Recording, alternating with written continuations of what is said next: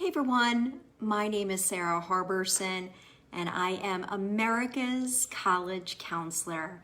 Good evening everyone. I'm so excited to be back with a Q&A Facebook Live. So all of you, wherever you live, wherever you go to high school, you can ask questions about the college admissions experience. And we are streaming live on both of my Facebook pages for Sara Harberson and also Admissions Revolution. And I've been doing Facebook Lives for years and we save them all. So you can check them out on my Facebook pages or go to saraharberson.com or admissionsrevolution.com and you'll be able to access a whole host of free resources. I know a lot of you are busy filling out applications, writing essays, especially if you are high school seniors. We have a few early deadlines that are approaching. October 15th is the first of many. So one of the big deadlines on October 15th is the University of North Carolina, Chapel Hill, and a few others for early action. And then you will start to see early decision and early action and then regular decision deadlines coming down the pike in the next couple of weeks and next couple of months. But as always, I tell my students in Application Nation, no matter what type of student you are, I really encourage that you consider applying to a rolling admissions program. You can submit your application as soon as it's ready, and the sooner the better, and you usually will get an admissions decision back within a few weeks. So it gives that student who is going through senior year a lot of times an early acceptance. So it's always a good idea to add a rolling admissions school. And there are rolling admissions colleges in every single state in the country.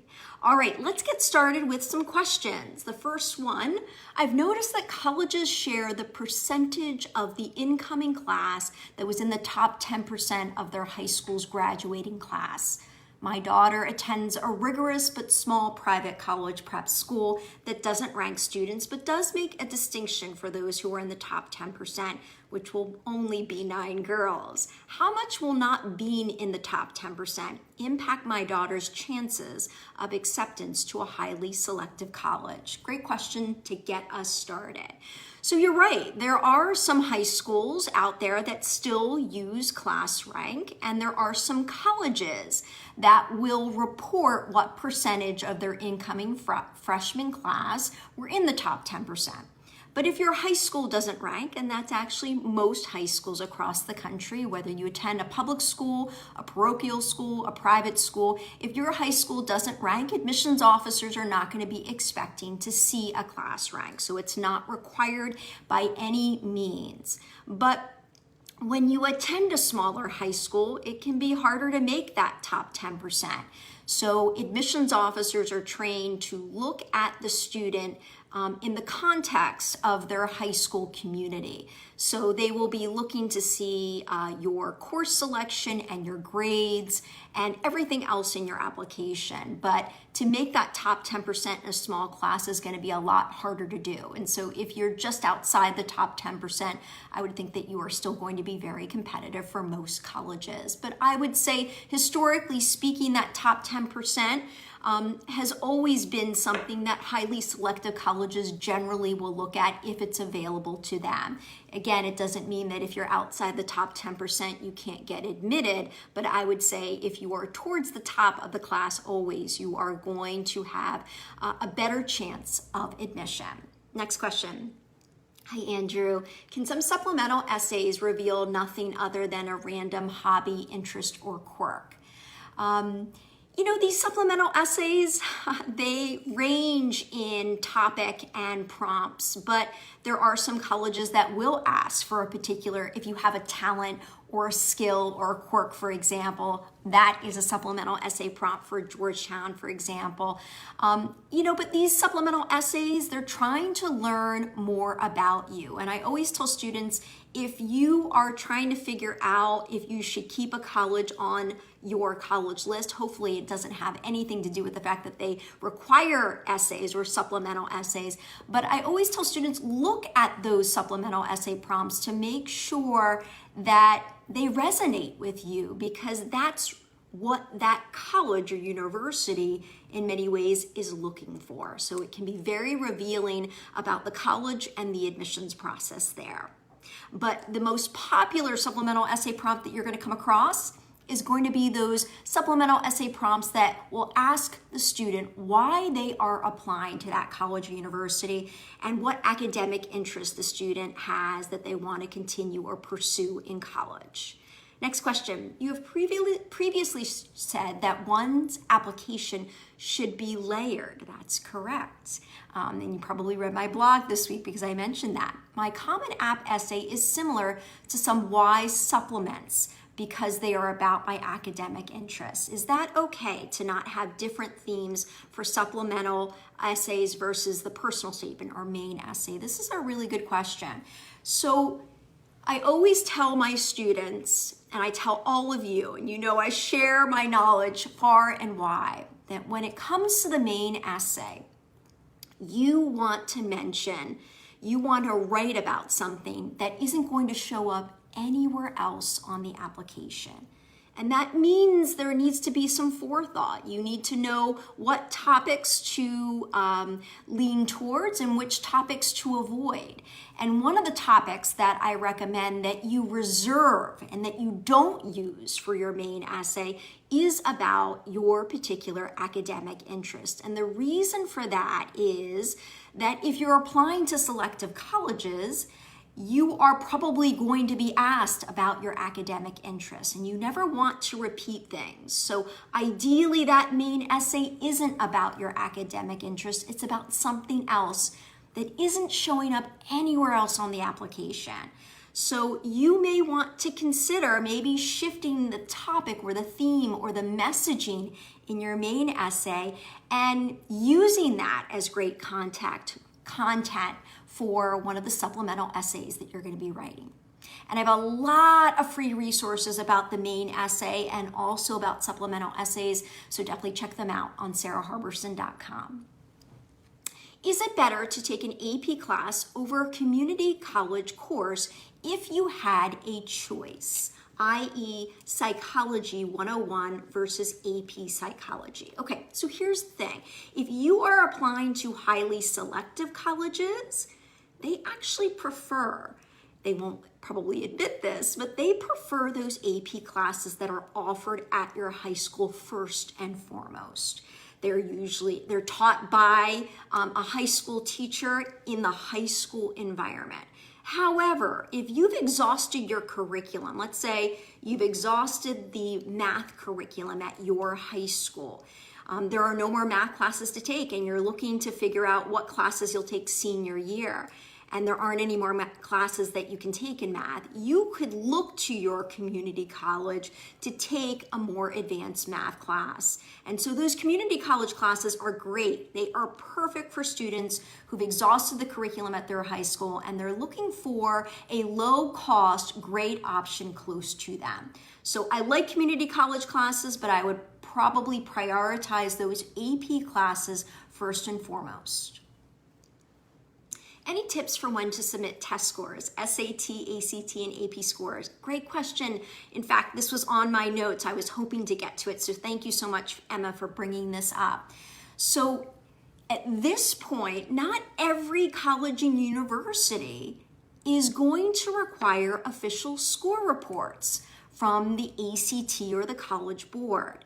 In fact, I would say the majority of colleges and universities in this country no longer ask or require a student to submit those official scores, official score reports for the admissions process. Instead, they would much rather the student self-report their test scores right on the application. It saves the student or the family money in sending those score reports, number one. It allows the student to pick and choose which scores they want colleges to see. And on the college and university side of the process, it really streamlines the process for them so that they're not having to process individual score reports for tens of thousands of students who are applying to their institution. However, if a college still does require official score reports, this is the time to send them off. In fact, you can submit your test scores even before you submit your portion of the application. The admissions office will process those scores and hold on to them so that when you do apply, they will match up your application with your test scores. So especially for those October 15th, November 1st, November 15th deadlines for early decision and early action, if they require official score reports, I want you to send those score reports now. So tonight, after this Facebook Live, get on the ACT website or the College Board website to send those score reports off now, because this time of year, those scores can take sometimes several weeks. One last thing about this question is it included AP scores. I would say it's highly unusual for a college to require official score reports for AP scores for the admissions process. Now, if you're trying to get credit or advanced standing once you enroll there, that's a different story. But for the admissions process, I highly recommend that students self-report their AP scores on the application. Again, you're saving money. You're able to just report the scores that you want the college to see, and it's going to be a lot easier for that college to process them as well. If my child chooses to apply early decision, would they have the opportunity to defer? We are considering a gap year, but I wasn't sure how it would work with the contract of early decision. So early decision is a binding decision, right? It's for those students that have identified a college as their top choice. And if that college has early decision, a lot of students would want to apply under early decision because a lot of times the acceptance, actually all the time, the acceptance rate is going to be higher in early decision. The only college that I am aware of that puts restrictions on those early decision students about gap year is going to be the College of William & Mary. So if you apply early decision to William & Mary and you get admitted under their early decision plan, you are not permitted to take a gap year. That is the only institution that I'm aware of. There could be others, but for the most part, even if you get admitted in early decision to an institution, you still would have a chance to take a gap year. Gap year requests, I would say if you get in early decision and you know what you're going to be doing, you can definitely submit a request for a gap year as soon as you get admitted under early decision. But I think most students don't necessarily finalize their plans until a little bit later in senior year. But if you're planning to take a gap year, after you've been admitted to the college where you plan to enroll, you would be submitting a request. There are usually instructions that the college has, and then the admissions office will almost always approve your gap year request. I remember when I was a dean of admissions and looking over gap year requests, I cannot remember a request that I didn't accept. So just keep that in mind. Being a national merit semifinalist, does that help a student's college application? I think it's going to depend on the types of colleges that are going to be on your list. So being a national merit semifinalist means that you had a certain index score based on your state on your PSAT score. It usually means that you're going to do quite well on the SAT or ACT. But if you just found out that you are a national merit semifinalist, you can definitely list it as an honor on your application.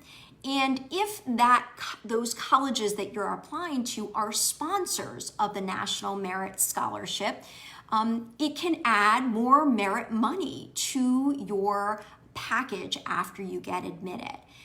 Is being a national merit semifinalist the be-all, end-all? Absolutely not. And so I don't want students to feel like they have to get that honor to be able to get into a highly selective college. In fact, I would say that most of the students who are applying to highly selected colleges, they have that honor, so it's not necessarily going to separate you out, especially in a highly selective applicant pool. But it's nice to add, and I would say for colleges that might have a higher acceptance rate, a lot of times they're trying to increase the number of national merit semifinalists, finalists, and recipients who get the scholarship so that they can use that as bragging rights.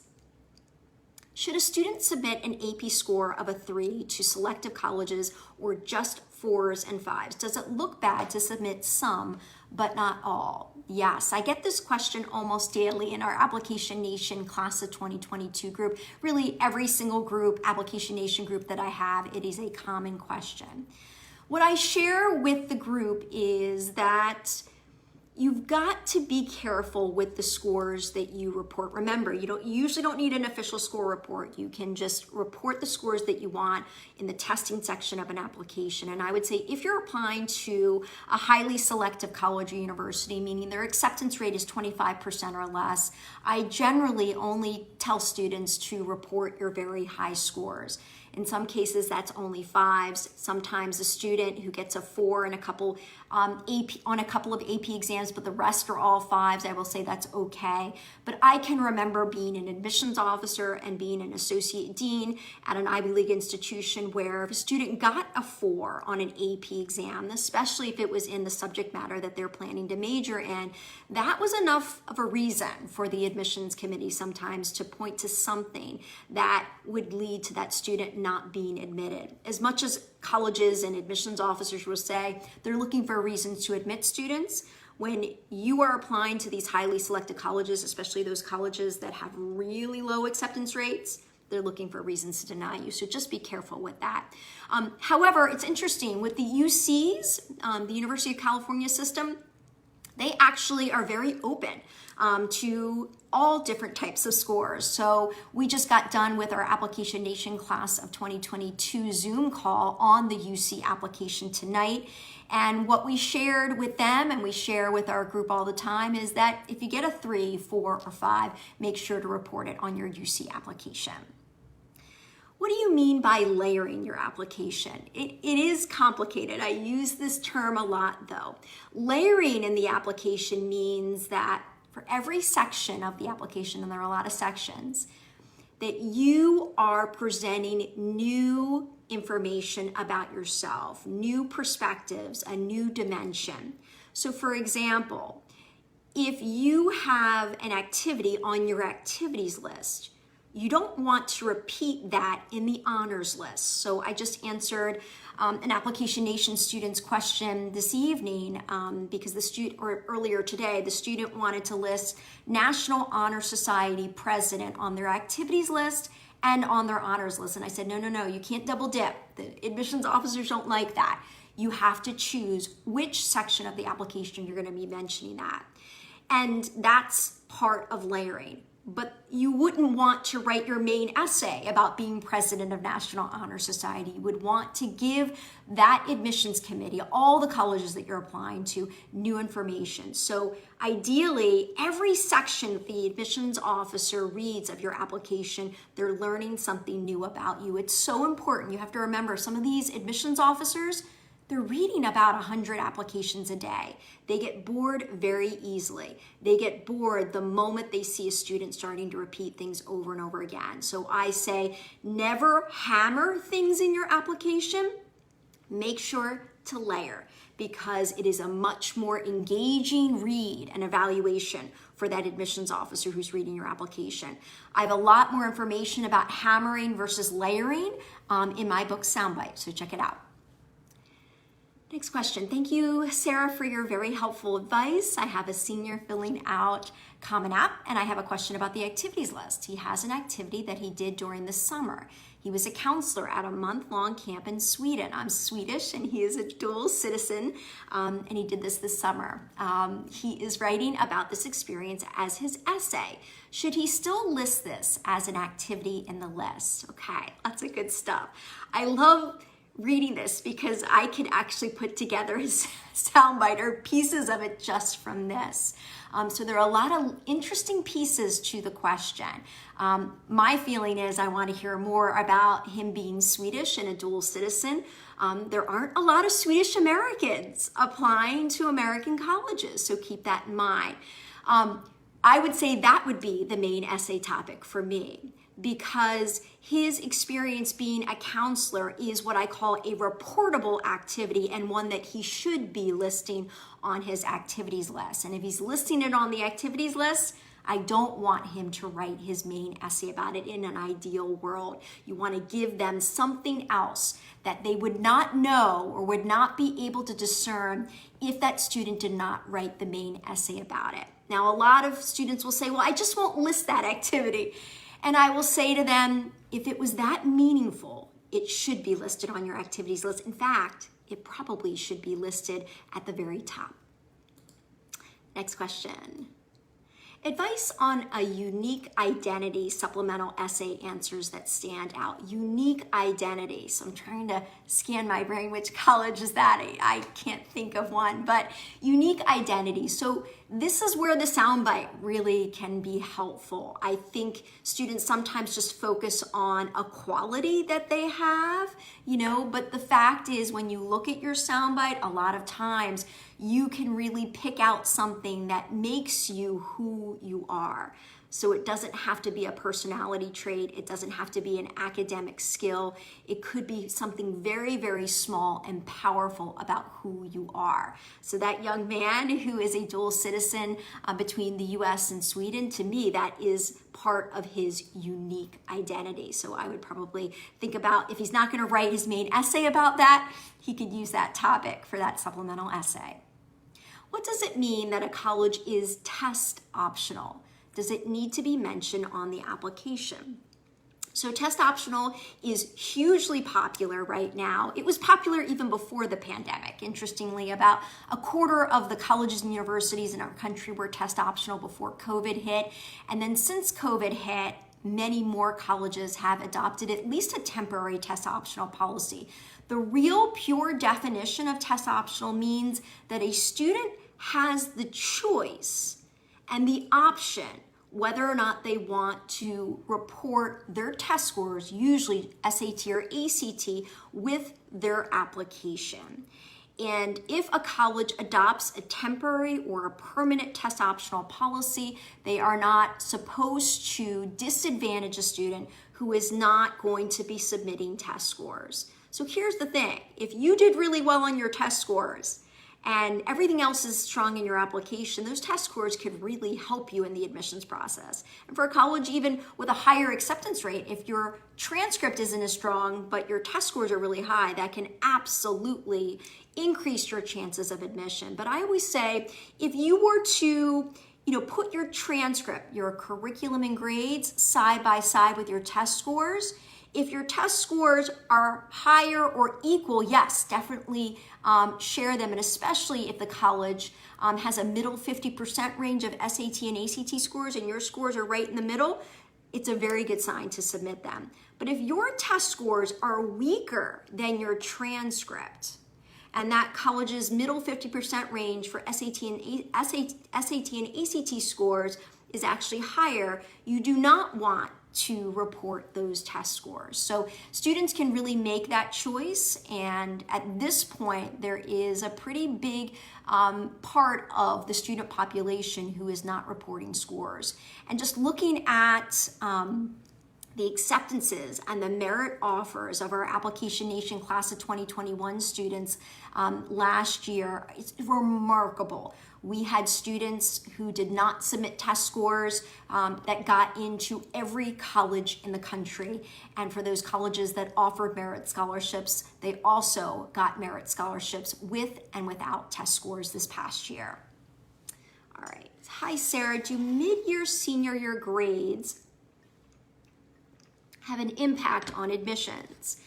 For early action, do colleges wait for these grades before making admissions decisions? So what you'll find is that there are a handful of colleges with early decision and early action programs that require first quarter grades, but that's usually pretty unusual. But I always tell my students that if you're applying early decision or early action and you do extremely well senior year, first quarter of senior year, and the college where you applied early decision or early action accepts first quarter grades, you want to make sure or try to get your college counselor to send those along, because it can only help your application or strengthen your application.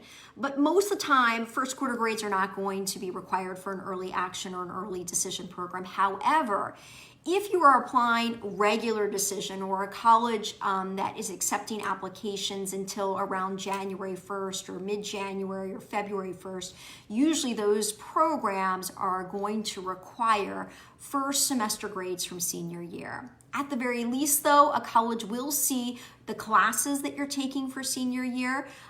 In Common App, the section is current or most recent courses. So no matter what, you're going to have to list the classes that you are taking senior year. So your classes matter, and a lot of times your senior year grades will factor into the admissions process as well. Is there a preference between Common App or Coalition App? Common App asks a lot of personal information, which we do not like. Yeah. So it's really, if a college accepts both the Common App and the Coalition App, really do the application that is more suited to you. I personally prefer Common App. It's been around for decades. They have a really streamlined application. If you need help, they have a great support system. And so I'm a big fan of Common App. It's again, a very straightforward application. And frankly, it is the most accepted application across the country and even abroad. So you will find that they have more colleges that will accept you will find that more colleges will accept the Common App than any other application. Coalition App is capturing about the same information, but their styles are very different. And you may not have the same kinds of room depending on what section you're in and the application itself. So for example, for the Coalition application, you have room for 8 activities. For the Common App, you have room for 10 activities. Interestingly though, if you're using the Coalition application, even though you only have room for 8 activities, you have more space to be able to describe each of your 8 activities. So it really depends on style, but if a college allows you to submit both, there is absolutely no preference whatsoever. Does early decision lock you in if finances are an issue? No, this is the one time when a student would be released from the binding agreement. So let's say a student applies early decision to Wake Forest University, and they are also applying for need-based financial aid. Hopefully that student and that family has done the net price calculator on Wake Forest's admissions website or financial aid website, because that's going to give the family a sense of what their need-based financial aid package would look like if the student applied. I highly recommend that for every family. Every college is required to offer that net price calculator, so check it out. But let's say the family, something new comes into play financially, and the family gets back the need-based financial aid package when the student is admitted in early decision, and they just see that they're not able to afford it. What's going to end up happening is Wake Forest isn't just going to release the student just like that. They are going to require the family to fill out some additional paperwork. A lot of times though, the college or university is able to make some adjustments. They hate to lose an early decision student because of a financial aid reason, because the truth is, if they lose that student in early decision, they usually have to admit 2, 3, 4, 5, 6 times as many students in regular decision to get one of those students to enroll. So it really drives up their acceptance rate, and most colleges want to appear as selective as possible with the lowest acceptance rate. So if you don't think you can afford it, you are going to have to go through some type of an appeals process. There's a lot of going back and forth, and that can take some time. So if you find out from Wake Forest or another early decision school that the finances aren't working out and it's mid-December, you will then have to pivot. You'll have to be released from that binding agreement and then have to scramble and try to get all those other applications in for the regular decision deadlines if you didn't submit them earlier. So it's definitely something to consider, but if you cannot afford it and the college has gone back to you with a better package and that's still not going to work, they will release you from that binding agreement. It's pretty unusual to get to that point though. And it's also very late in the game, and the student is usually pretty upset about it. So I always encourage families to check that net price calculator out before the student applies early decision. How do you come up with a topic for the essay? Well, I have a lot of exercises that you can look at. I have topics for you to think about, topics for you to avoid. I have blogs written, and I would say one of my favorite blogs that I ever wrote about the main essay referred to your ISM, I-S-M. And I wrote it, I think, when I first started blogging, but I always think your main college essay should be that thing, that ism about you, that Sarah-ism, that Jamie-ism, that Stephanie-ism, that is so a part of who you are. A lot of times, those things, sometimes that we almost take for granted, are the things that really shape and define who we are. So that's always a good one to think about. Honestly, the Common App essay prompts, the Coalition essay prompts, really any application's main essay are extremely open-ended. I have never seen a topic that doesn't work for one of those prompts. So instead of worrying about the prompts, think about something that if you didn't write about it, they would never know, and it's so special to who you are. To use or not use the additional information section, my daughter has A's and B's except one C her freshman year. We had major family losses during this time. She's now a full IB candidate and doing phenomenal. Since the C affected her GPA, is it worth explaining in the additional comments section, or I call it the additional information section, same thing, or will her improved grades and rigor speak for themselves? So if there was major family loss or something very significant, I actually, when I was an admissions officer, an associate dean, a dean of admissions, when I was reading applications, I actually preferred to hear that information from the college counselor of record. I think it's really important for it to come from that college counselor.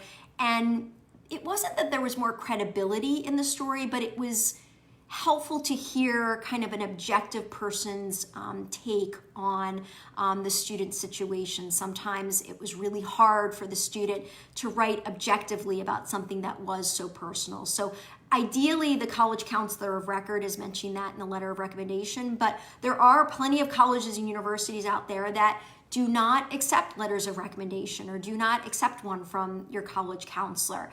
So in that case, if family loss was not a topic for your main essay, then I would definitely use the additional information section to explain what was going on. Just remember though that that section, if you're talking about the Common App section, you actually have 650 words if you want. Do not use all of those words, and I would say short and sweet is always better. You have to remember that admissions officers, most of them are reading an application in about 5 minutes.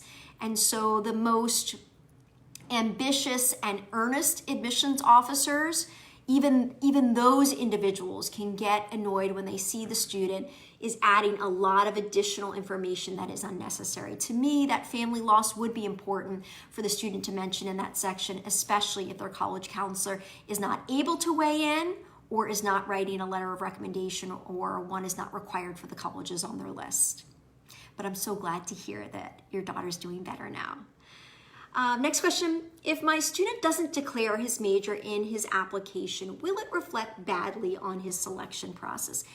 It won't reflect badly, and I get this question a lot because I do encourage all of my students to identify a major if they can, especially if they're applying to selective colleges, because even though most colleges do not admit by major, they are considering your major and how you have shown interest or evidence to back that up. And frankly, when I used to read applications of students who were listing undecided, it was really hard for me to get a sense of what their academic point of view was all about. And when it came to the supplemental essay about why they were applying to the university and what academic program they were interested in, those supplemental essays really did not meet the same standards of students who had an idea. You don't have to be absolutely sure about your major. That's the thing.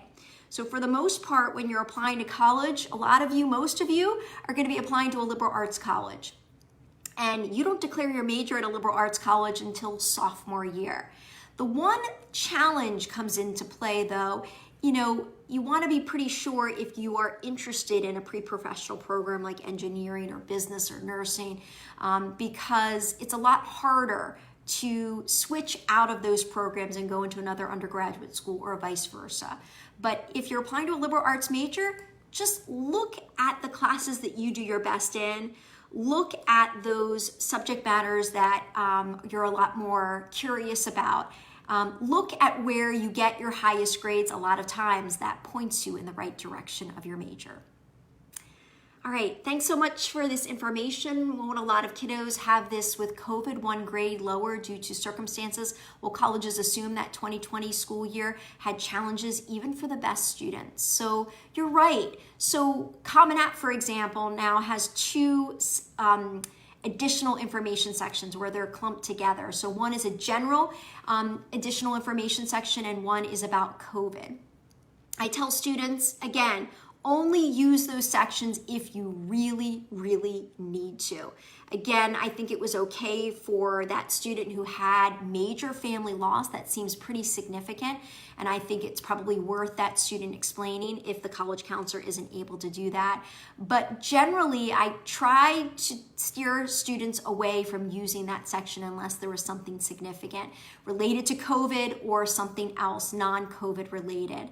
But I would say that if your activities have been limited, that's usually the case for most students. If you haven't been significantly or negatively impacted by COVID, I really don't want you filling out that section because as a lot of admissions officers are reporting, they're having that COVID fatigue going on in the application. So only use the COVID section or the additional information section if you have been significantly negatively impacted in some way. Obviously, there are other reasons to fill out the additional information section, but 99.9% of the time, I usually do not approve of one of my students using that section to add additional information. It's not a place to add 20 more activities to your application. It's not a place to write another essay. It's not a place to, add information that is not relevant. If a college is interested in a question or your response, they will ask that on the application or their supplement. Any more questions as we wrap up? One more? All right. Hi, Sarah. For SAT score, if reporting the score on Common App, does it mean all schools using the Common App will see that score? This is a great question. What we noticed last year with it was the first full admission cycle that was impacted by COVID, so many colleges adopted a test optional policy. What we heard, I can't confirm this happened for every college, but what we heard was that if a college adopted a test optional policy because of the pandemic, that they had a way to block those SAT or ACT scores from the testing section of Common App if the student indicated on that college's supplement that they wanted to apply test optional. So that's great to know, but here's the thing. I don't know if colleges are going to continue to do that. I don't know if every college that has a test optional policy this year is going to do that. So it is my recommendation that if you want certain colleges to see your scores and other colleges you're not going to be reporting test scores because of their test optional policy, what I would recommend that you do is individually adjust that testing section depending on that college and whether or not you want to report scores. It means an extra layer of careful review is needed. So let's say you are applying to College A and you want College A to see your test scores. You can fill in the testing section, submit your application to College A, but if you don't want College B to get your test scores, I would probably delete those test scores from the application right before you're submitting your application to College B. And then if College C comes around and you want College C to see those scores, you can add them back into the application. Changes made to Common App, for example, are not going to change the applications that were already submitted. It's only going to change the applications that you will be sending unless a change is made after that. So great question to end on, and it's always good to see all of you. I hope to see you all back here again next month for our Facebook Live. In the meantime, check out my weekly blog, check out all my free resources, or even buy my book, SOUNDBITE. Have a great night, everyone. Take care.